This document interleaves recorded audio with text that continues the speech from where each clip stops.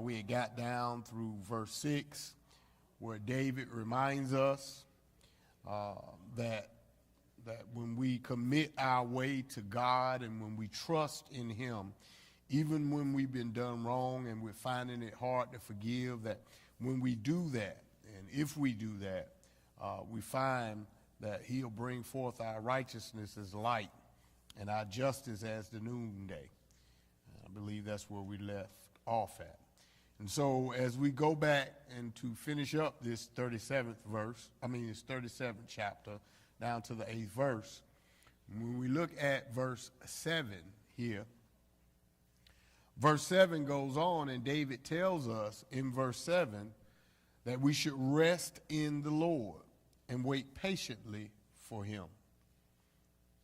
Now, I want you to hold on to that because we're going to expand a little bit more about that in a minute. One of the things that oftentimes is so difficult for us, and that is to rest in God. What does it mean? What do y'all think it means when David says they'll rest in the Lord? What does that mean to you? So ain't no wrong answer. You tell me when you read that scripture what it means to you. What'd you say, Mackenzie?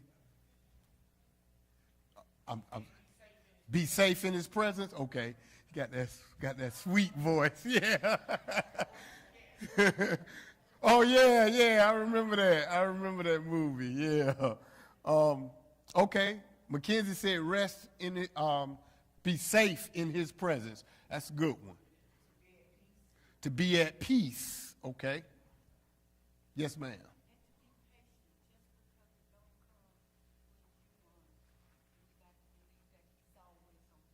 Okay, all right.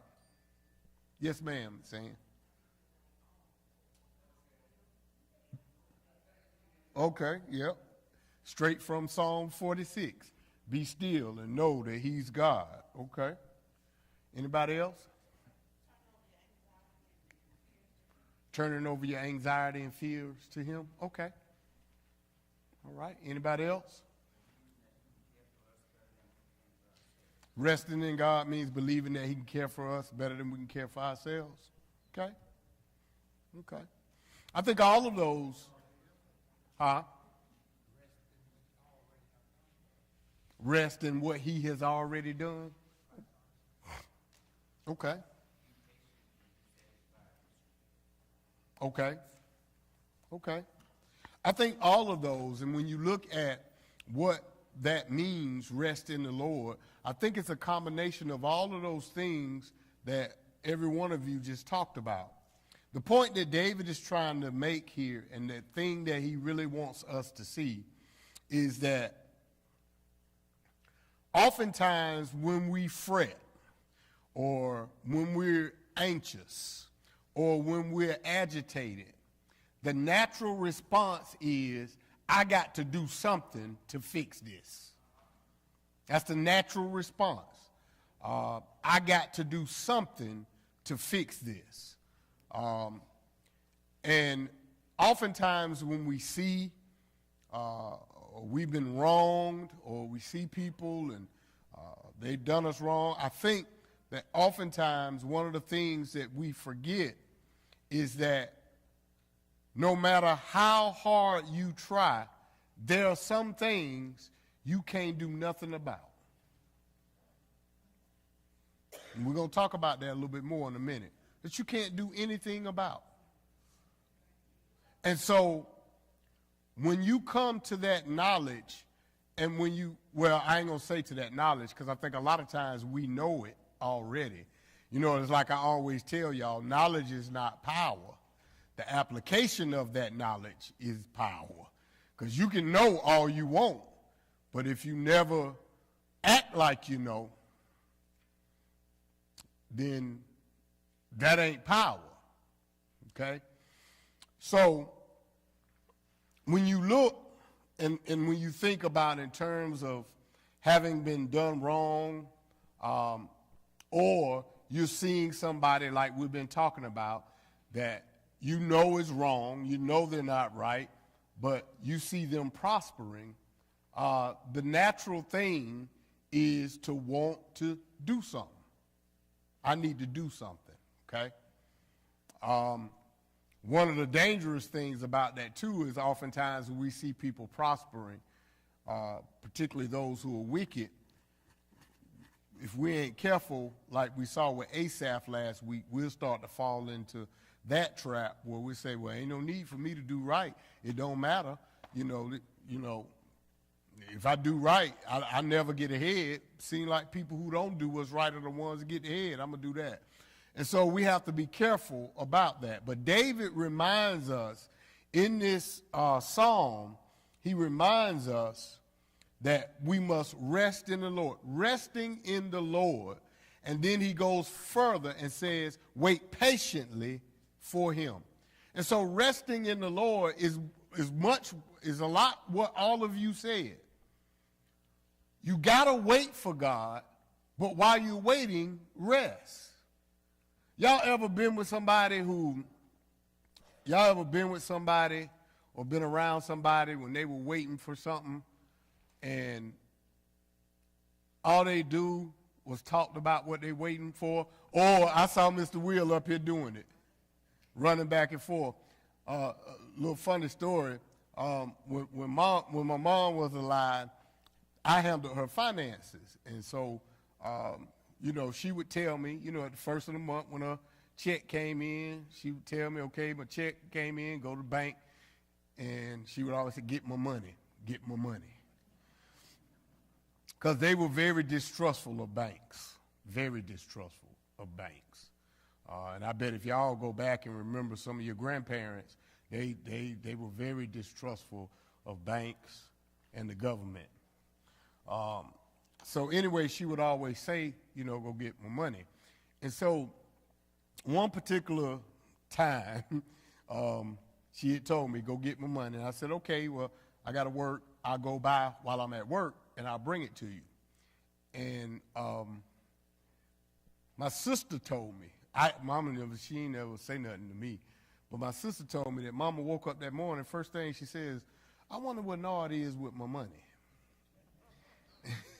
And my sister told her, Mama, Nard said he was going to go to the bank while he was at work. And, this was during the time where, she was obviously, dealing with some of those effects. 30 minutes later, I wonder what Nard is with my money. And Laura said she just kept on saying that. So finally, my niece came over to swap out with my sister. But before my sister left, my mama said again, where's Nard? I wonder where Nard is with my money. And finally my sister said, Mama, Nard told you that he was going to bring you the money when he got off work. So she said, Mama didn't say anything. My niece said, Mama didn't say nothing. And my sister left. My niece and her were there. And she was talking, how you been? I've been good. Yeah, good. Glad you came over here to see me today. Nard supposed to bring my money. I wonder where he is with my money.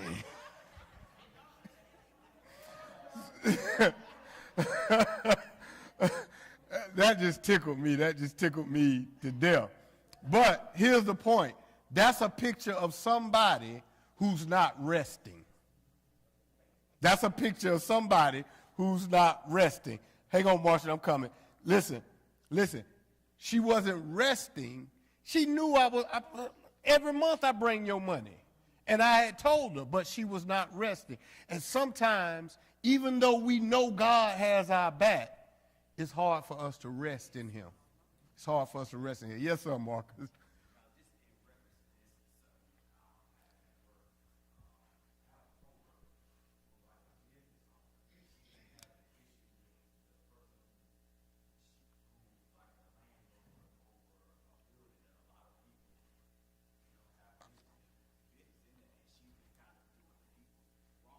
Mm-hmm.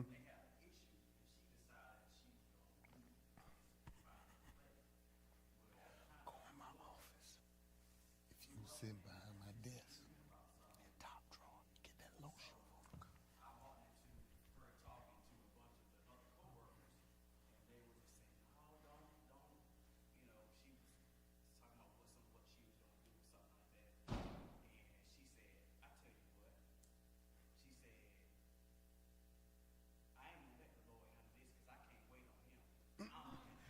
You know what, Marcus? Yeah. Yeah.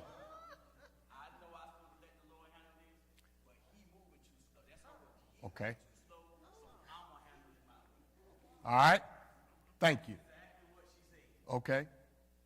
Now I heard a bunch of oohs. She just said out loud what we do. And a lot of times what we think to ourselves, she just said it out loud.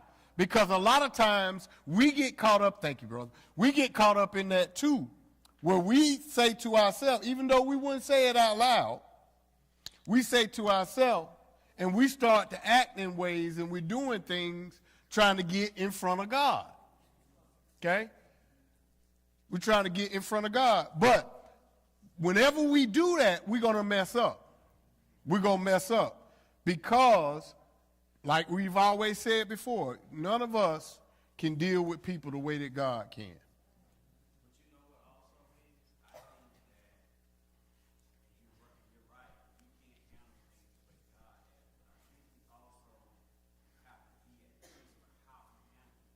Mm-hmm.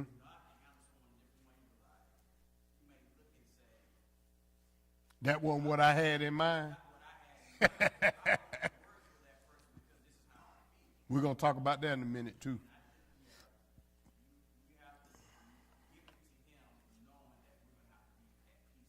Mm-hmm. Right, right.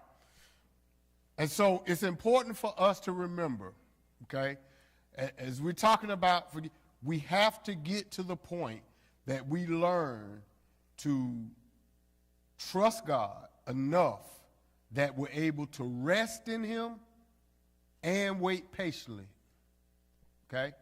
Because a lot of times we can wait on God, but we're not resting in him. We're anxious. We're anxious. We're still anxious. We're not resting in him. We say I'm being patient, but in a way we're not because we're not resting in him, okay? So David reminds us, rest in the Lord and wait patiently for him. Do not fret because of him who prospers in his way. Don't fret because of the man who brings wicked schemes to pass. Okay? So that's a reminder to us. And then finally, verse 8. Cease from anger, forsake wrath, do not fret. Why? What does it say? It causes harm. It only causes harm. Now, you can take that many different ways. It could cause harm to you. It can cause harm to your family. It can cause harm to a relationship. But whatever you do, you have to remember to cease from anger. Forsake wrath. Listen, many of us would be better off if we learn. You know, we used to say count to 10 before you. Really, that's the truth. Not necessarily counting to 10. The principle of it was, before you get to speaking, before you lash out, before you react, stop. Think about it. So David is reminding us, if we don't, it's going to cause harm. When we allow our emotions to get the best of us, and we act and react according to our emotions, we start to say things we shouldn't say, start to do things we shouldn't do. And so that's why David's charge to us is to cease from anger and forsake wrath. And again, it's a reminder. Why? It only causes harm. Listen, sometimes, y'all, we even got to get to the point, and I think I've told y'all this before, and y'all, many of you have heard this before. Y'all used to hear the old people used to say, giving up the right for the wrong. You know, and many of us used to have a problem with that. Wait a minute, if it's right, it's right, you know. But in actuality, what they were saying is sometimes you got to give up your rights, even though somebody else is wrong. And there's nothing wrong with that. As a matter of fact, sometimes that's the mark of a mature Christian. Remember, I think I told y'all before, a lot of times what impresses God more is when you can do something and you don't. Right. Now, I hear a lot of people, oh, don't slap me now, no. But the point that I'm making is, the point that I'm making and the point that the Bible is making is sometimes to be mature, to be the mature Christian, you do give up your rights, even though the other person is wrong. Even though the other person is wrong, okay? I want y'all to listen to this. Commit means to take the whole of one's life and give it to God. So when we say commit your way to the Lord, what the scripture is saying is take your way and give it all to God. I don't want to handle it my way because I know my way lead to trouble. I know my way might lead to something that I can't undo. Okay?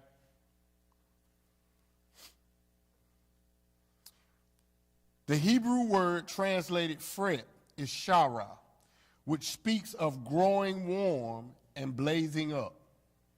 So when David is saying don't fret, because we're getting ready to segue into something, many times we let that stuff in our spirit and it just burns in our spirit. We just get more and more angry, more and more upset, almost like a fire that may not necessarily everybody can't see. The flames ain't blazing up, but you can see that orange up under. You see the embers. That's what David is talking about when he says don't fret. Don't let that stuff in your spirit. Don't let it blaze in your spirit. Don't let it raise up in your spirit. To fret or worry is to be concerned with things over which one has no control. What in the world can you do about somebody that's prospering and you don't think they ought to?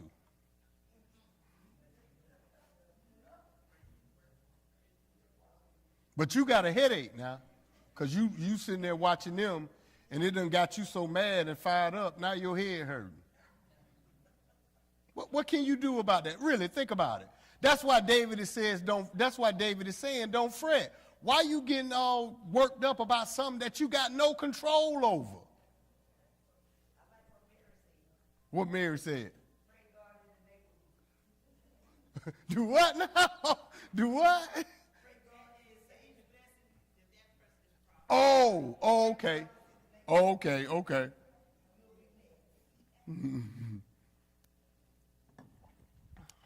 Now,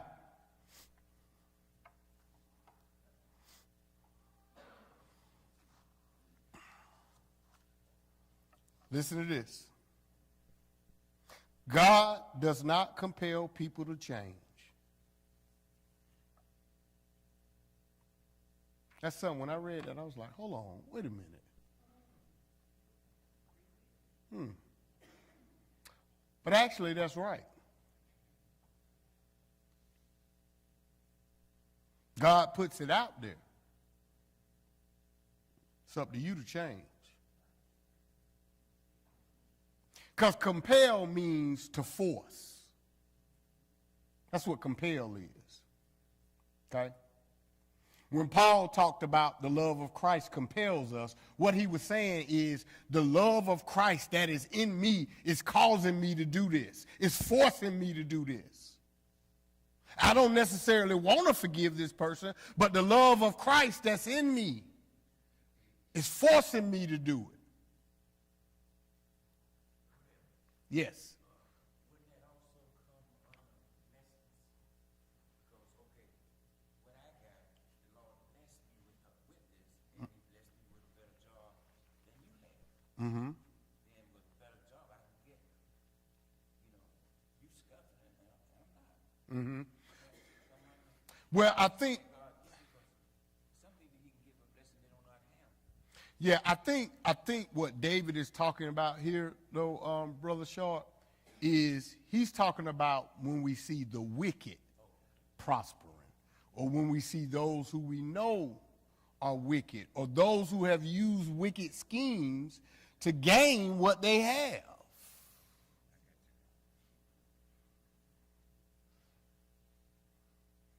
Like, if you set all your children up over organizations and stuff,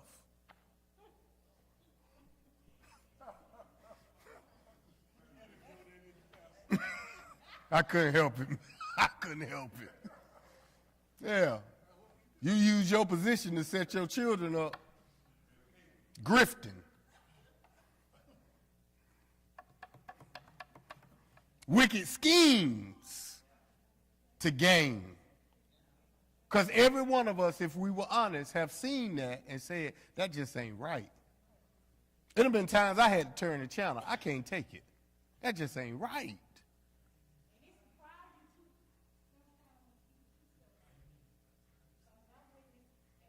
Oh, you talking about you? Oh, okay. Go ahead. You talking about real? Well, you talking about people you know.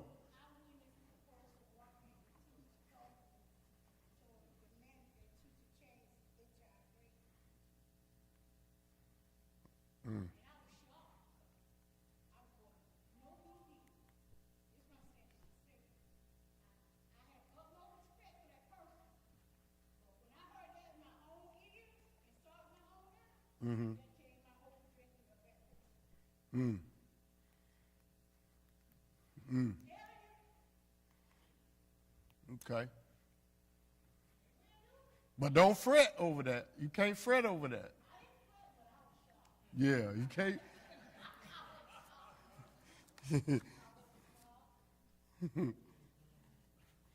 God does not compel people to change, but God does promise to do what's right in the end. God does not compel people to change, but God does promise to do what's right in the end. So with that knowledge, do we believe that? Because here's the first thing you got to believe that.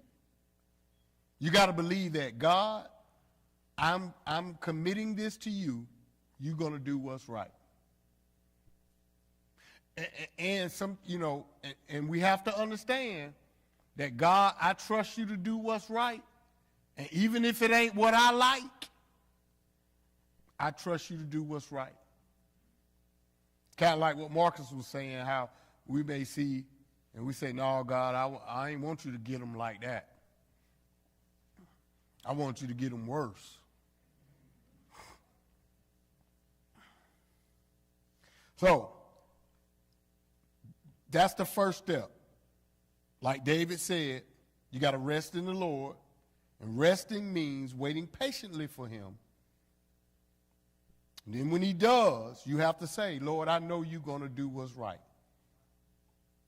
You got to understand, he is the righteous judge. If y'all remember in the book of Genesis, when Abraham was interceding on behalf of the people of Sodom and Gomorrah.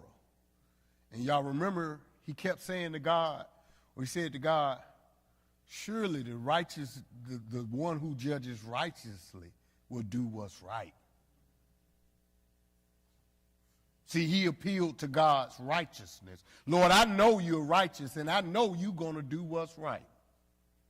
And that's what we have to constantly remind ourselves to keep ourselves from going crazy, or to keep ourselves from getting so angry because we see what we perceive as injustice. And always remember this about injustice.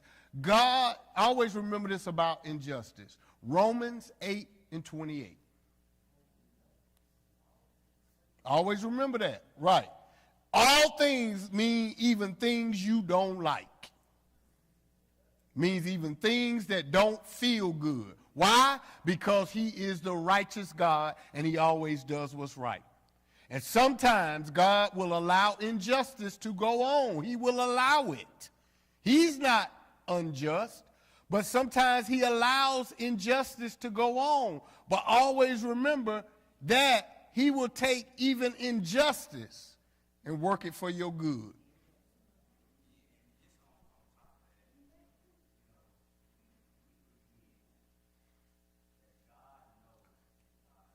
Right.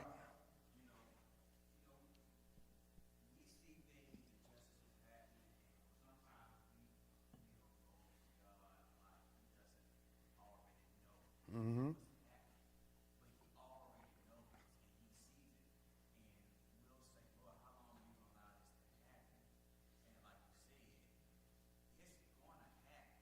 Mm-hmm.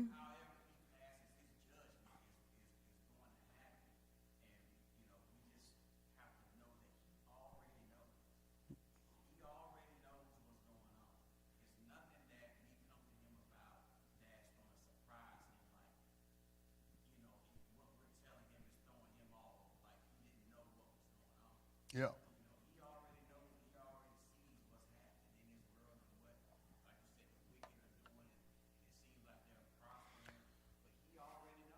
And even sometimes, if we just not take, even sometimes not necessarily wicked, and not necessarily in a worldview thing.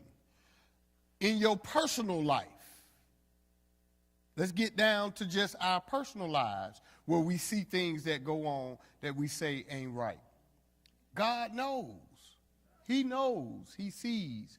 One of the things we have to always remember, too, and that's what I was saying about injustice, is sometimes, and we see that all throughout the Old Testament, where God uses Israel's enemies to punish them. And we can look through there, kind of like Marcus was saying, that many of them pray, Lord, how long are you going to let this go on? Lord, how long? You don't see this? Of course he does. But we got to remember that, because if we don't remember that, it's going to be hard to rest in God and wait patiently on him. It's going to be hard. So you have to come to that realization first, that you trust him and you trust that he's going to do what's right. That he's going to do what's right. And when you trust him and you trust that he's going to do what's right, here's the next part that you have to understand, that in one of the things that David was talking about, that we got to stop replaying that hurt in our mind. One of the things that keep us not being able to rest in God, not being able to wait on him, is we replay hurts in our mind.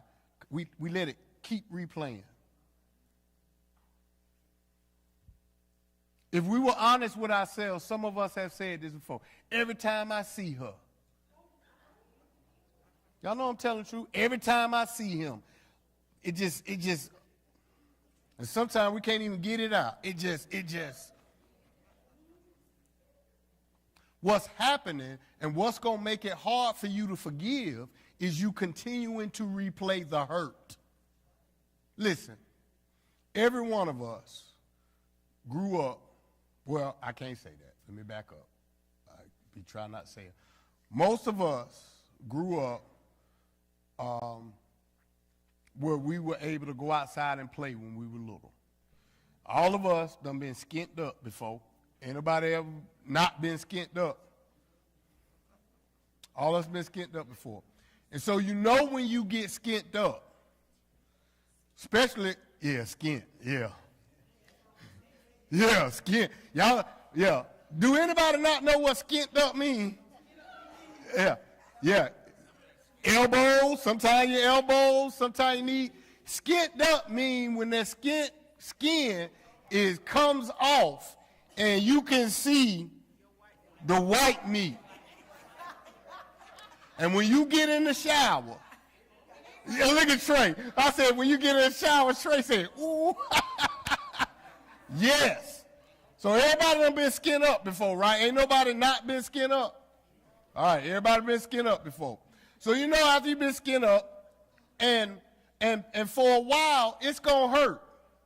Every time you get in the shower, it's going to hurt. I don't care what mama try to do to it. Sometimes she'll come with that peroxide and that stuff, and you say, no, no. And no matter what you know what I'm talking about, LaKenya.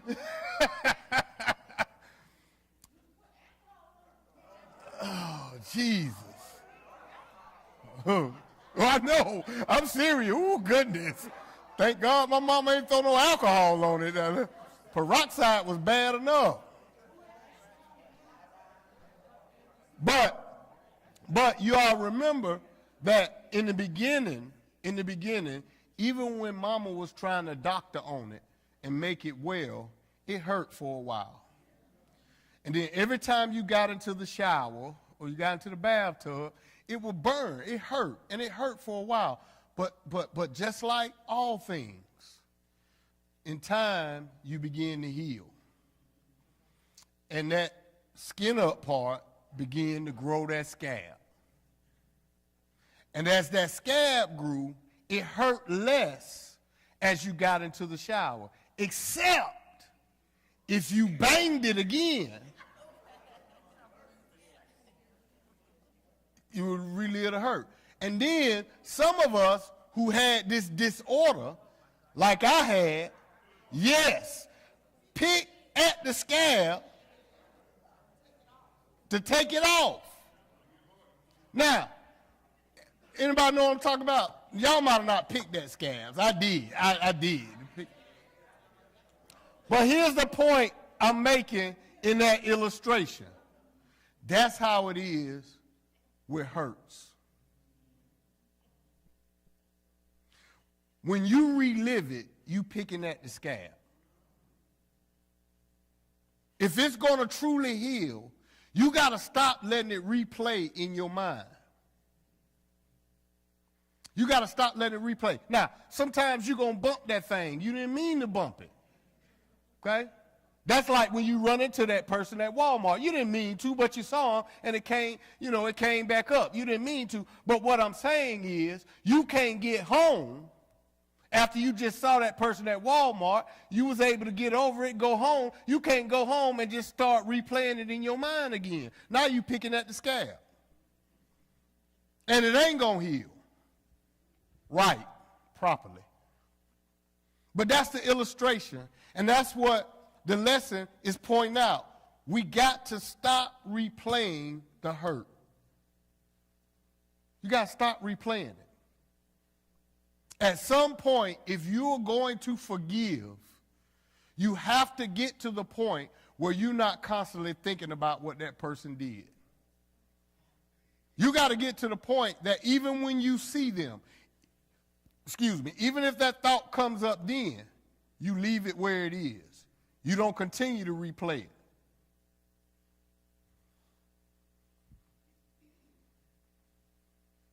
Remember what David says? When you don't do it, what does it do? It causes harm. So we got to stop replaying the event.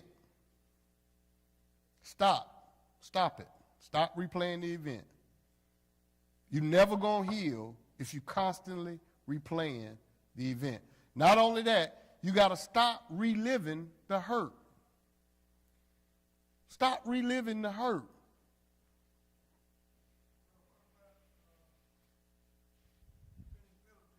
Mm-hmm.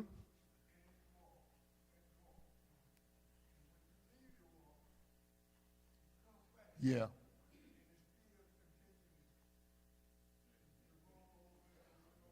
Yeah, you're right, Beaver. Yeah, you see that often. I'm glad now that we're more educated and we understand that more. than we did 30 years ago, well, 30, 40 years ago. You know, I just hear, and I know there's some of y'all in here, I hear those Vietnam veterans talk about that, how when they came back, no one was there to help them.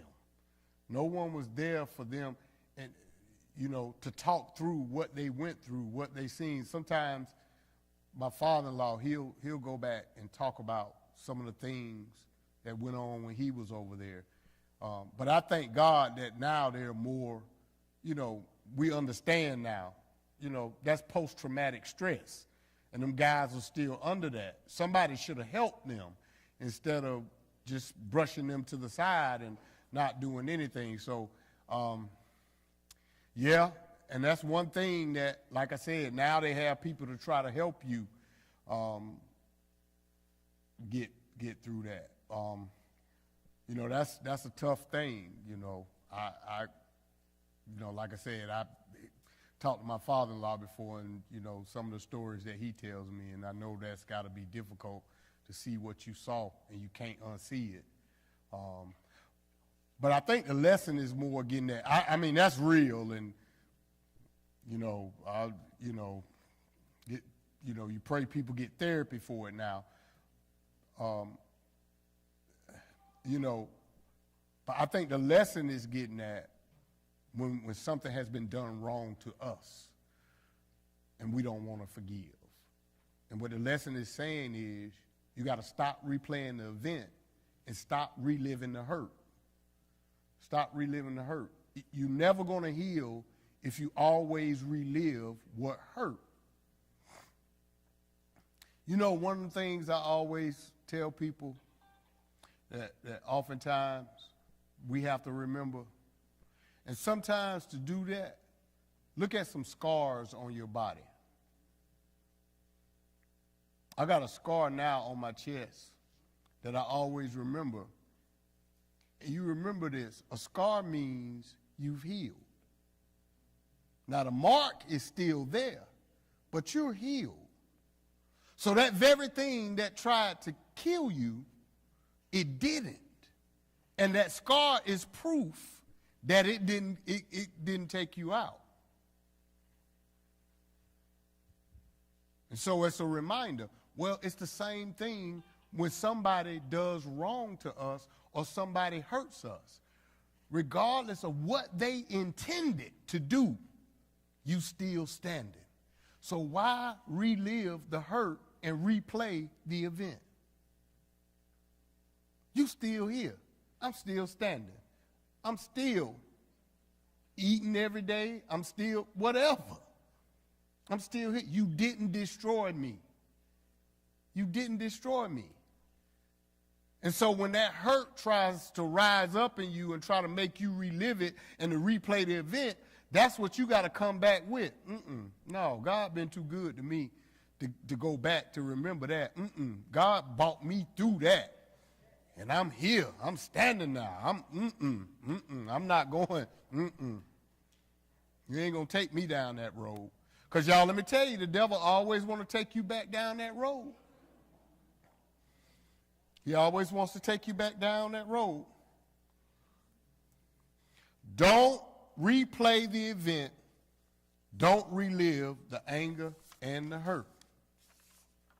When we trust God, God frees us from trying to compel the person to do right. That's another problem that we fall into, and one of the things that keeps us from forgiving people properly. We're trying to make the person do right. Yeah, we're trying to compel that person to do right. Remember I said compel means to force.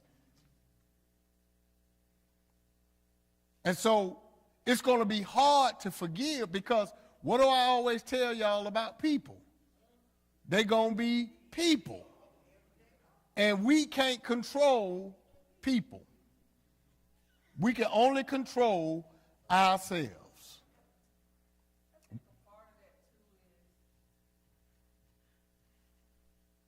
person can't go back and undo what's Right. Right. Like my brother-in-law always says, you can't unscramble an egg. Once you crack it open and scramble it, you can't unscramble it and put it back in the shell. So if you're reliving the hurt and it's constantly in the forethought of your brain of what somebody did to you. Mm-hmm. Somebody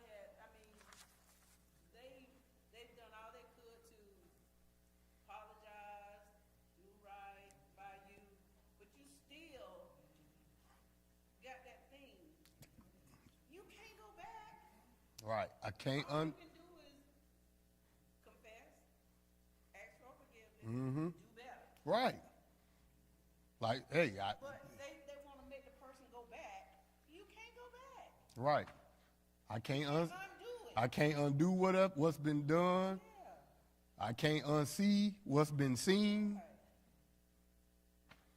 And see, oftentimes people do that because they're reliving it. They're trying to make you go back. Once we've asked for that forgiveness, once we've truly asked and repented for it, then we've done, and it's up to that person. But we who know better, because we being taught, have to remember that. And again, Marion, it's like David said, do not fret, it only causes harm.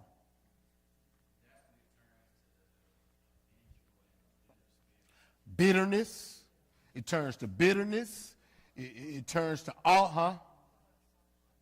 a pillar of salt, like Lot's wife. Well, she got that because she didn't want right. She didn't want to leave behind what was behind her. So yeah, that's a good point. But yeah. But like David says, listen, when you fret, it causes harm. Yes, ma'am.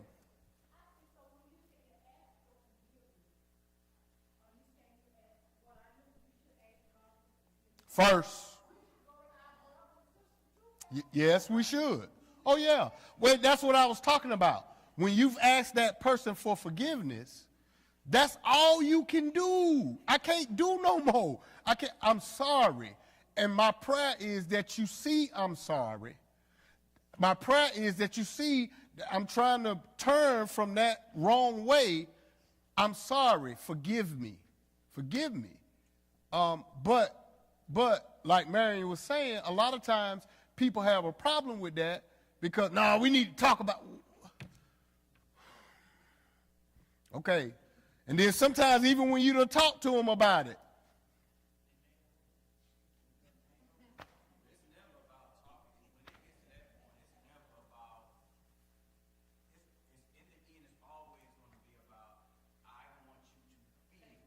Yeah. Yeah.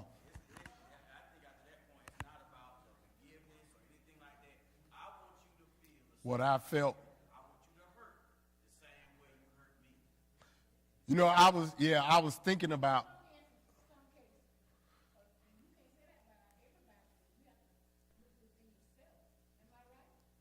Well, yeah, but I think what he's saying is there are some people who, no matter how you explain it, no matter how many times you say, I'm sorry, forgive me, they don't want to hear talk. They want you to feel what they felt. And sometimes it's impossible to feel what a person felt. You know, I always thought about, and this came to my mind the other day, I read an article in some state about people, you know, when someone is executed, the victim of the person that whatever they did, most of the time it's they've murdered them, the victim's family is allowed to come and witness the execution. And I've oftentimes thought about that. And I pray, God, please don't ever let me go through that. But if I did, would I want to go see that? And as I've grown, I've come to the realization that no, I don't think I would. Because even if I sit there and watch that person die, it ain't going to bring my whatever, whoever it's not going to bring them back. And in many ways, okay, the state took vengeance for me, but does it really? And I've heard people say that, who've witnessed executions, say it didn't make me feel no better. Right. But you're right, Marcus. There are some people, if anybody, here I go with a movie. If y'all remember the Green Mile. Yeah, y'all remember the Green Mile. How them people, I hope he fries. I want to see, And then when it went bad, they running out of there, right? Because we're not built that way. When we're Christians, y'all, we call to forgive. Forgiveness is at the foundation of our faith. We forgive because we've been forgiven. That's what we got to always remember. We forgive because we've been forgiven. No, you may not have done what that person did. No, you may not have, but you've done something. And the same God that forgave you, and you have experienced that forgiveness, you're called to forgive.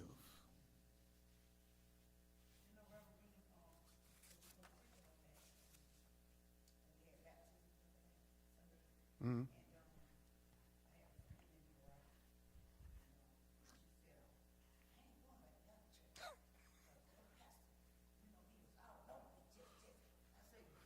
Well, you should have told him, my pastor don't know you. Yeah, he don't know you.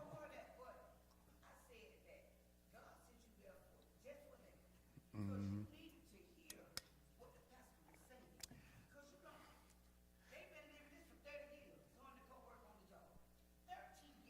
That they've been bickering with one another? Ooh, Lord, good Jesus. Good Lord.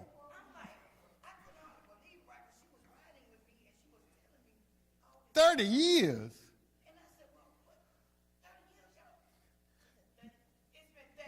That's older than, that's what she said. She said it proudly, huh?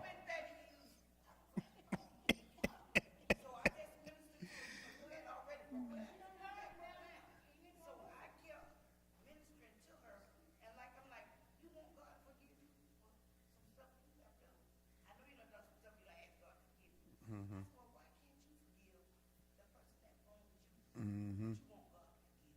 Mm-hmm.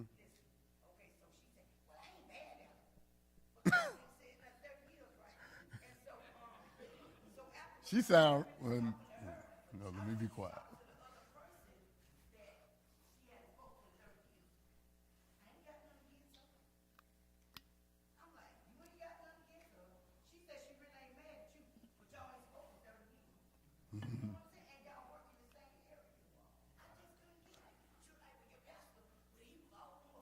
Yeah, tell them be bad at me. I ain't know she was fussing with somebody. I don't know about nothing. I don't know.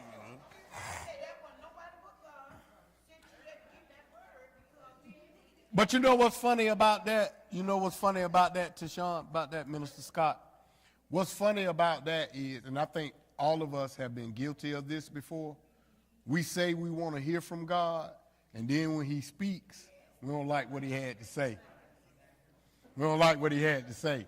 A lot of us are like that. Ooh, I want to go hear a word from the Lord. And then the word that you hear is from him, but you don't like it. Well, you know the word talks about that. I think I preached a sermon about that before. Let the word do the work. And when you look at it, what the word does.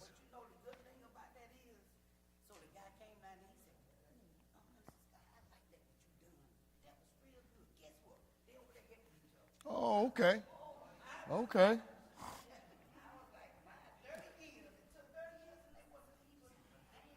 I don't know if I could work with somebody for 30 years and not be mad at somebody for 30 years. Good Lord. Oh. Okay. Yeah. Say less.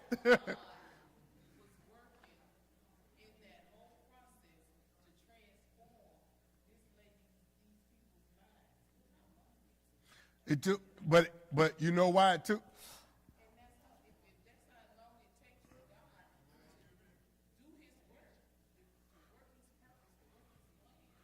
But Tammy, let me ask you this. Well, let me ask you this. Did it really take God that long? Yeah. Yeah, because that's one of the things, not, yeah. Mm-hmm.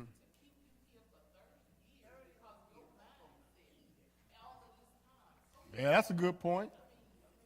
Yeah. Yeah. Yeah, yeah, oh yeah, that's why I say all of us, if we're honest, have been, guilty of a lot of these things.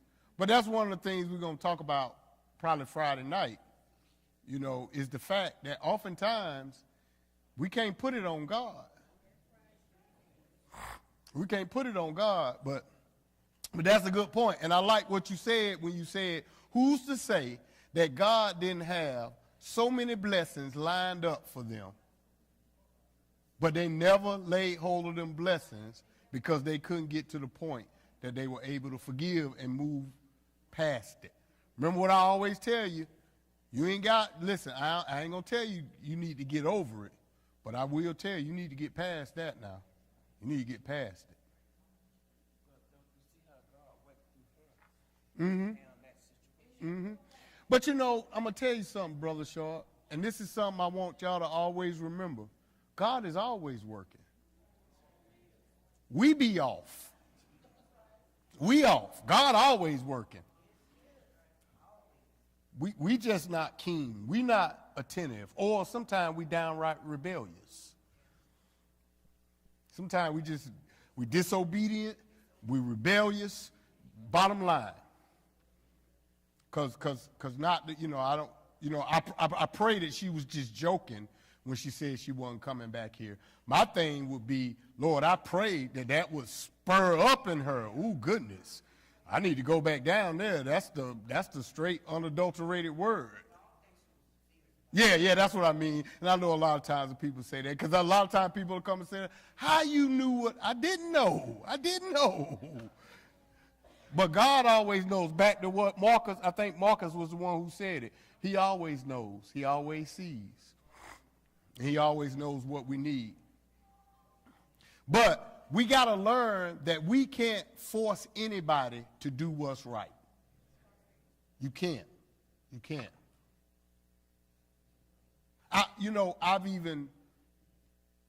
I've seen this in children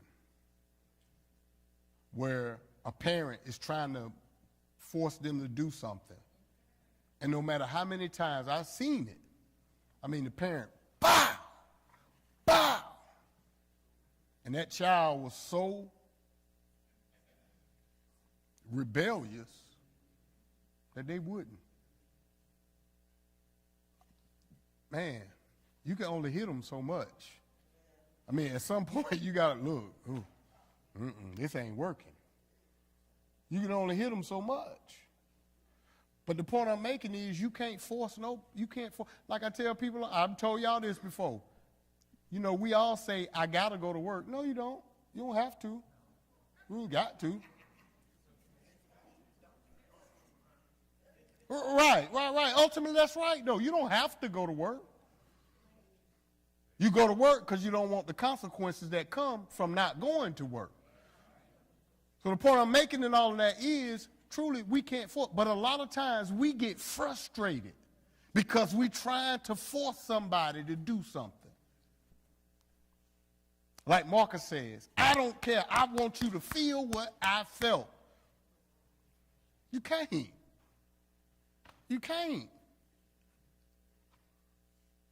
Not all the time. Sometimes, sometimes it does come. But many times you can't. You can't. So if your forgiveness of a person is connected to them feeling what you felt, then you might as well give that up. Because like the lesson says, stop trying to compel people to do what's right. And another thing I always tell that I oftentimes say, and I'm sure all of us have probably said this before, heard it, or understand it. Really, that's the wonderful thing about God, is that he don't force us to do nothing. He wants us to do it out of our love for him. And it's the same way in your life. You don't want somebody to do something, like I told y'all before, why you feed your kids? You don't feed your kids because you're scared of the defects. You feed your kids because you love them. Now, defects is there to make sure you feed them, but that ain't why you do it. I do it because I love them. I do it because I care for them. I do it because that's what I'm supposed to do. And it's the same way. So we want people, listen, you can't force nobody to do nothing, and you shouldn't want to force anybody to do anything. A lot of us men, we love to say to our wives, well, you know I love you. You don't never tell me you know I love you. I show you, don't I? I show you every day, don't I? See, listen to Bro Sharp.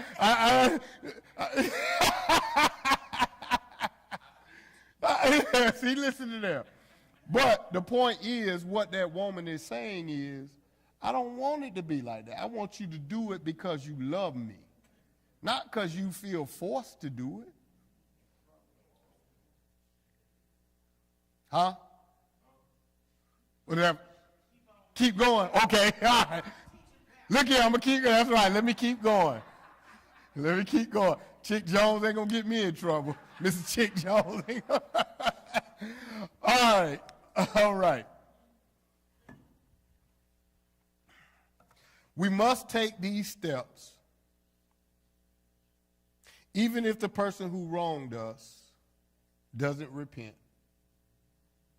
These are the steps we must take to get to forgiveness, even if they never repent. You got to take these steps to forgive them. When we do this, we please God. That's what we should be concerned most with. I heard Philip DeCourcy say this morning. When he lays his head down on the pillow and before he goes to sleep, he say, did I honor God today? Did I honor God today? When we do, we please God. We release our anger, and when we release our anger and please God, the hurt will gradually heal. The hurt will gradually heal. How can we say we have truly forgiven when we still expect God to take vengeance on the person?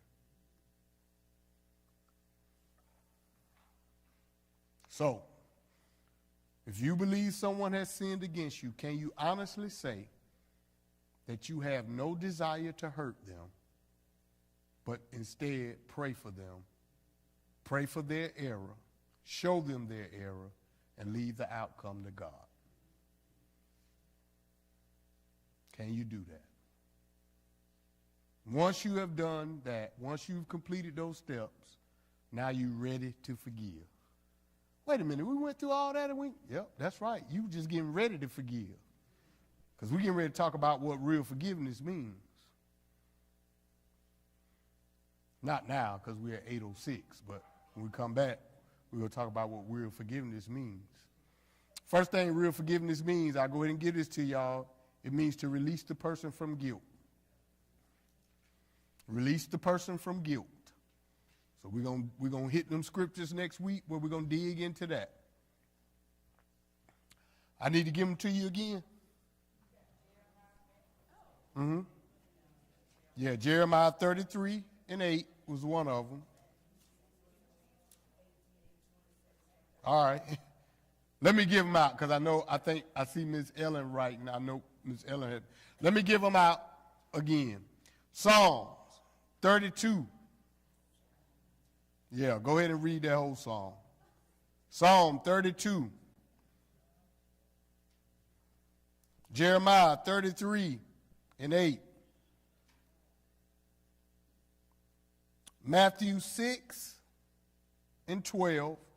I'm going to make you read that whole 6 Matthew, that's Sermon on the Mount. You be reading a long time. I don't know, maybe you do need to read it. Maybe you read the whole Sermon on the Mount.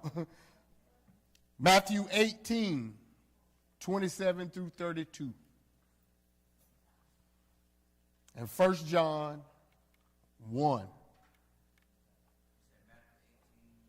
27 through 32. Yeah, Matthew 6 and 12. But if you want to read the whole, that's the Sermon on the Mount. You're going to get into the Beatitudes. You get into a lot of that. That's from the Sermon on the Mount. But 6 and 12 is the scripture that we'll be looking at. Then Matthew 18, 27 through 32. 1 and 9.